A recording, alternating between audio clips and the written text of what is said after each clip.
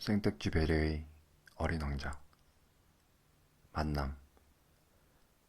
6년 전 사하라 사막에서 비행기가 고장날 때까지 나는 진실한 이야기를 나눌 친구 하나 없이 혼자 살아왔다. 갑자기 무엇인가가 기관에서 부러져 버렸다. 정비사도 승객도 없었기 때문에 나는 이 어려운 문제를 나 혼자 해결해내야 했다. 그것은 내게 있어서 죽느냐 사느냐 하는 문제였다. 겨우 일주일치 물밖에는 없었으니까. 첫날 저녁은 사람들이 살고 있는 땅에서 수만 리 떨어진 사막 위에서 잠이 들었다.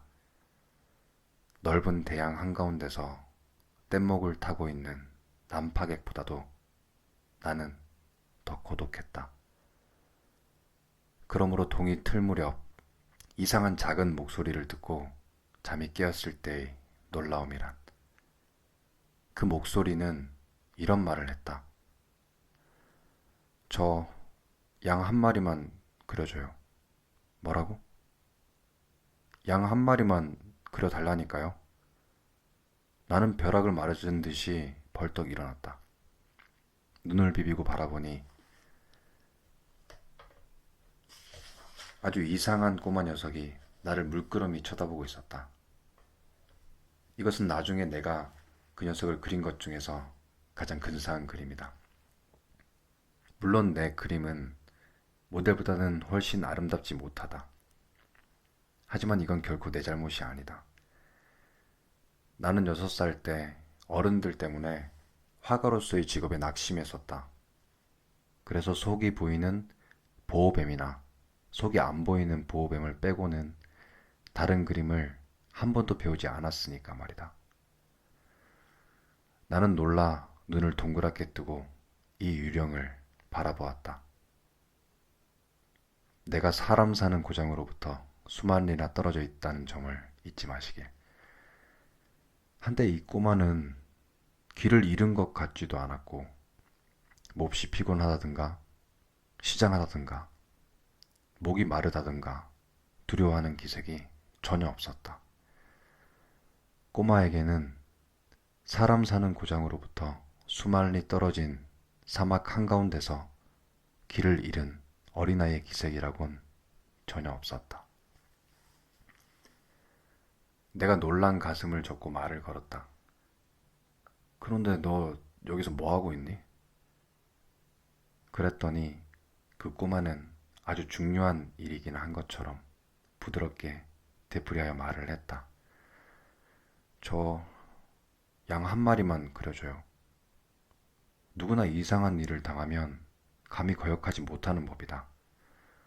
사람 사는 곳으로부터 수만리 떨어져 있고 죽음의 위협에 직면해 있는 이런 상황에서 꼬마의 요구는 터무니없는 일처럼 여겨졌지만 나는 주머니에서 종이와 만년필을 꺼내 들었다.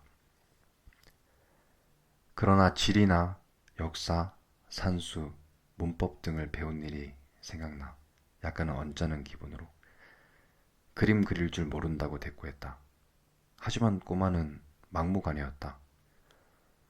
괜찮아요. 양 한 마리만 그려줘요. 나는 양을 그려본 적이 없었기 때문에 내가 그릴 수 있는 오직 2가지 그림 가운데 하나를 그려 보여주었다. 그것은 속이 보이지 않는 보호뱀이었다. 그리고 나는 깜짝 놀랐다. 아니야, 아니야.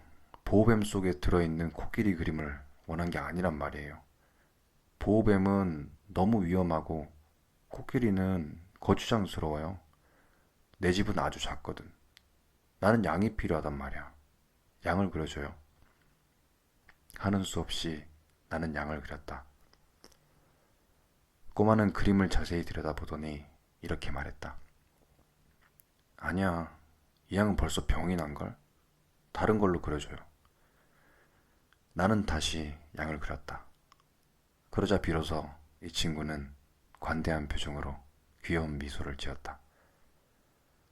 이런 어린 양이 아니고 이건 순양이잖아요. 뿔이 있잖아요. 그래서 나는 또 다시 그림을 그렸지만 또 다시 퇴짜를 맞았다. 이 양은 너무 늙었어요. 난 오래 살 수 있는 양을 갖고 싶어요. 나는 비행기를 서둘러 고쳐야 했기 때문에 더 이상 지체할 수가 없었다. 그래서 아무렇게나 그림을 그려놓았다. 그리고는 한마디를 불쑥 내뱉었다. 이건 상자야. 네가 갖고 싶어하는 양은 이 안에 있어. 그런데 나는 비로소 이 어린 재판관의 얼굴이 환하게 빛나는 걸 보고 놀라지 않을 수 없었다. 내가 갖고 싶었던 것이 바로 이거예요. 근데 이 양에게 풀을 많이 줘야 하나요? 그건 왜? 우리 집이 아주 작아서 그래요. 이거면 틀림없이 넉넉할 거야. 아주 작은 양을 너에게 주었거든.